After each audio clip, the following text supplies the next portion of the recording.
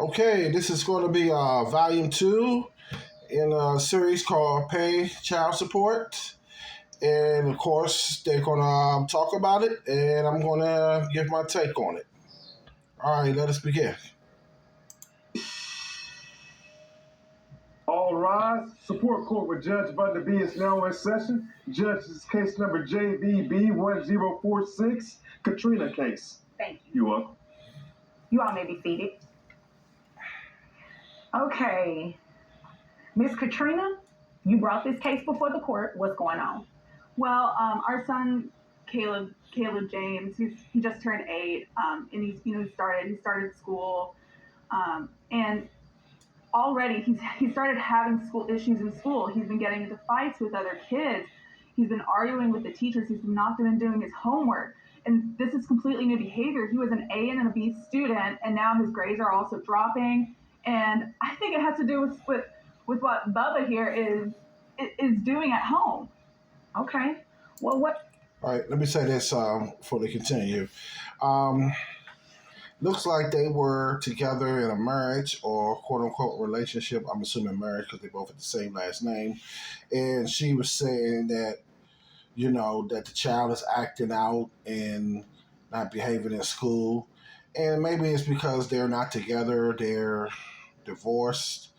And maybe, the child is acting out because he doesn't have both his mother and his father, there with him. So sometimes and that could happen in a divorce case when kids they're young and they don't have their mother and father living together. That sometimes the kid act out, showing off in school, getting into fights and things of that nature. And when that happens, usually it's best to get some type of counseling for the child and everything like that. And I know she says she's blaming him, the father, which is probably part of it, but she has to accept responsibility for for her actions too, especially if the child is living with her and staying with her, so she has to accept part of the blame as well. All right, let's continue. What is Bubba doing at home? So he's a truck driver, and during our marriage, there were a lot of issues with that. A lot of strange women, just a lot of alcohol use, and I think that hasn't stopped. And now I think that that's affecting Caleb. I don't think so. Excuse me, sir. Once it is your turn, I will come to you. That's the first thing. Second thing, those loud outbursts, they will not be tolerated. Continue. All right, let me say this before they continue. And a lot of times that also plays a part in it too. That when when your person, it's not. I'm saying it's nothing wrong with a little bit of alcohol, but if you are drinking too much or getting drunk and things like that, getting drunk, then maybe you should stop drinking alcohol, leave the alcohol alone, because some people can drink a little bit and don't get drunk, but some people can overdo it and drink to the point where they do get drunk. And I think when that happens, if a person is drinking, whether it be a man or a woman drinking, and they're getting drunk often and stuff, then that is a problem. And then for him to make the outburst like he did does make himself look guilty that he is probably not only just drinking but drinking too much. All right, let's continue.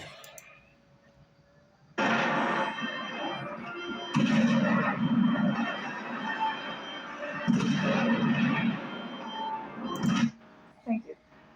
So during the marriage, there were a lot of issues with infidelity, with drug use, with alcohol use, and he's still doing the same job. He's still driving the same routes. And so I think he's still bringing these same people into Caleb's life, into his home with our son. And let me say this. Let me say this too. A lot of times, if when you have a child and you're with someone or with somebody, I mean, whoever you have a child with, if you and the mother are not, if especially for you guys, for ladies too, if you're a couple, if you're married or in a relationship or y'all not together anymore, and seeing your child or having time with your child, it's usually best not to have anybody or persons around your child. Like if you're a guy, you divorced from your wife and you start dating another woman or have a girlfriend, I would advise you not to have another that woman around your child and stuff. Not until you really get to know her and really get serious in a committed relationship, because that's not good for a child to see different people, seeing their parent, whether it be the father or mother, with a different person all the time, and bringing all these different people around, because that's not good for the child and stuff like that. Then the child be asking questions, where is so and so, and things like that. So that's probably not good. Only time I would advise for if you're a man, if you're dealing with a woman, if you've been dealing with a woman for a while, maybe a year or so, and you and her are planning on becoming serious or getting serious, then okay, maybe you can bring your child around and introduce her. But not if you just been dating her maybe for a few weeks or a few months or so. I'd say maybe, I mean, that's my opinion, it's a year. And the same thing goes for you women as well too, that if you dating a guy or whatever, you should at least be with the guy or involve the guy for at least a year before you start bringing him around your child and stuff like that. So it goes for both people. Yeah, if you're going to be dating someone, don't bring your child around them until y'all at least spend together for at least a minimum of a year or so. All right, let's continue. Oh my gosh. Okay. Well, is there anything else you wanted me to know before I move over to him? I don't know. Okay. Can I call you Bubba? Sure. Bubba, is what she's saying true? You cheated on her, you're using drugs, you're drinking alcohol, you're doing all of this while you're transporting things in an 18-wheeler? No. I actually work 1 week on, 1 week off. Okay. So we have shared custody. So All right. the So week that I work, she has custody. Let me say this. Let me say this real quick before I continue, and that's why I try to tell you, tell people, mainly you guys as well, that if it's possible that if you were married or even in a relationship and y'all break up, and you should try to either get full custody of your child if you can, or if you can't get full custody, see if you can get shared custody, or or some people say joint custody if you can, because that makes it a lot easier. Because not only that is the financial burden, most of that way half the financial burden is on you, then the other half is on the other person as well. If you if you have both have shared custody. But if you don't have, if you can't afford, get shared custody, then, at least try to get, visitation rights. But it's good that even though him and his ex-wife are not together anymore, but at least he does have shared custody, of his child. And that's what I try to tell people, that that's the best way to do it as possible. If you can't get full custody, see if you could possibly try to get joint custody. And that's why I say it's good to have, try to have money for a lawyer to help you with that. All right, let us continue. Caleb. okay. The week I have off, I have custody of Caleb. All right. Now, some of the things she's saying, yes, I do drink sometimes, Are you drinking while you're driving that 18-wheeler? I do not drink while I drive, no. All right. I drink occasionally when I'm home. It's not too bad, but with Well, And let me say this too, that this is my suggestion. There's nothing wrong if you, like you said, have a little bit of drink. But my advice to you is that if you're going to drink, I wouldn't drink if your kid is around. If you got your kid with you or whatever, if you're going to drink, I would drink maybe when he's not there, or maybe when he's asleep. Okay, drinking, because a lot of times when your kids see you drinking, a lot of times when kids see you doing certain things, kids tend to act out and do what their parents do. If they see their mom drinks, and then a lot of times when they get older and up the part, and a lot of times they might start drinking because they see their mom do it. And also they might also start drinking and stuff if they see their dad doing it. So if you is going to drink, my suggestion is don't do it around your child or your kids. All right, let us continue. Where would she be getting that from? Well, I have a lot of female clients that I do transport for. So she thinks that I'm, getting these jobs because I'm sleeping around, which she's very promiscuous herself. So, Oh, yes, Caleb has told me that she has brought in a lot of men around him and he doesn't know who they are. okay. And see, let me say this just back, just to repeat the point that I said earlier, that that they shouldn't be bringing nobody around the child. If she's going to be dating or dealing with guys, she need not to be bringing them around her child, because, like he said, because the kids will do that too. Because when he's with his father, maybe he'll go back and tell his dad, "Hey, I seen mama with this different guy or that different guy come over, whatever." And then maybe when he's with his dad, he'll go back and tell his mother, "Hey, I seen dad with this different lady, this different woman over." Different women over the house. So that's why I say, if you're going to be dating other people, you need not to bring them around your child unless, like I said, unless you've been with them at least a good year or so and y'all are really just getting serious. Then you should bring them around your child. That goes for both the men and the women. All right, let us continue. So Caleb is just seeing a lot from the both of you, sounds like. Maybe not. Okay. And Caleb, he's 8. Who pays health insurance for Caleb? I do. All right. How much do you pay? $75 a month. Okay. And Miss Katrina, you're looking for him to pay child support I am. based on what? So when COVID hit, I lost my job, and I just haven't been able to find a comparable job to that. And I was doing engineering. And you can't find anything comparable during COVID No. in engineering? And let me say this before they continue. And that's what some people do sometimes. Not only just men, but not only just women, but men do it as well too. Sometimes they'll have a degree or something like that, and they're looking for a particular job.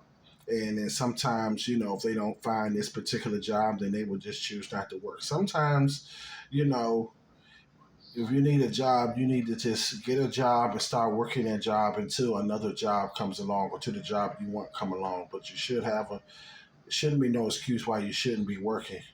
If you are working, if you are looking for a particular job or a particular position, and till that position opens up or till that position comes along, then you should at least try to get a job somewhere, doing something to make you some money until that particular job or position comes available to you. And that's what it sounds like here with this lady here, that she's being really picky on wanting a certain position, and she's not going to work for this, not going to work until she gets this particular position. And now that that she's not working and don't really have a steady income coming in, now she's looking to take their ex-husband, which is the father of her child, to court here for child support to try to get money, or because she's not working. But she needs to find a job and start working no matter what kind of job it is. And until that position becomes available, at least take some job and start working. All right, let's continue. No. So my degree was in chemical engineering. Okay. But all the jobs I've been finding have been mechanical engineering, electrical engineering. I haven't found something that's comparable to what I've been doing. Okay. I don't know much about engineering, but how much more different is it? I think it's pretty different. You think, but how different is it? I don't know, because I haven't done mechanical engineering or electrical engineering, so I don't have a basis to compare the two. What do you think about that? I just think she's lazy. Oh, well, you said it. Because with her, she has a degree in engineering. Chemical engineering. Wait a minute, stop right there. You have a degree in engineering. Yes. That's how I got my job in chemical engineering. Right. So you can't do a general engineering job with that degree? It's not comparable to what I was doing. That wasn't my question. Have you looked for jobs that will pay you for general engineering? Yes. All right. How many interviews have you gone on? Hi, just wanted to share a really cool new resource that I found out about, True Connect. True Connect. 3 or 4 in the last 6 months. 3 or 4 in the last 6 months, and they all said no to hiring you? Yes. Let me say this. I'll be honest with you. Being that she has a degree, I think that she's really not looking for a job like that. And I'm thinking maybe she's probably putting in applications here and there, and maybe they're calling her, or maybe she is going on interviews, and maybe they're paying. They willing to pay her a certain amount, and probably not paying her what she thinks she's worth, being that she has a degree. But instead of her just taking the job and and being that it's paying something, she'd rather not take it, maybe because it's not paying what she would like it to pay or wants to pay. But sometimes when you don't have a job and you need a job, and you get hired, even though it might not pay what you like or what you wanted to pay, but you still, it's best to have some income coming in than no income coming in. But that's how some people are, both men and women. Sometimes they be real being picky and holding out till they get a certain position and making a certain amount of money before they take the job. And that don't always work. All right, let us continue. That's interesting. I saw you signal over here. You said 0. Mm-hmm. How do you know, sir, that she hasn't gone on any of these job interviews? I have a friend that she knows, Hmm. and he's told me Oh. because he's been sleeping with her. Oh, okay. Well, that's none of my business. Has nothing to do with me. Miss Katrina, I haven't heard a single reason why I should place this man on child support. He testified and said that he works 1 week on, 1 week off. He has Caleb during his week off. He pays health insurance. You have Caleb, I'm assuming, well, not an assumption, what he said, that when he's on, you have Caleb. I'm assuming all of that's the truth, right? Yeah, we do have that 1 week on, 1 week off, but with these behaviors that Caleb's having, it's just, he needs treatment, he needs help, he needs counseling, he needs something to help. And I don't disagree with you there. I do believe that if he is having behavioral issues and everything like that, maybe seek some type of therapy, play therapy maybe, individual counseling, maybe you all could do family counseling, but that is not a legitimate reason to place this man on child support. So I'm going to deny your request today to place him on child support. And in addition to denying that request, that $75 that he's paying, I'm going to have you split it. Since you share custody, you need to share costs too.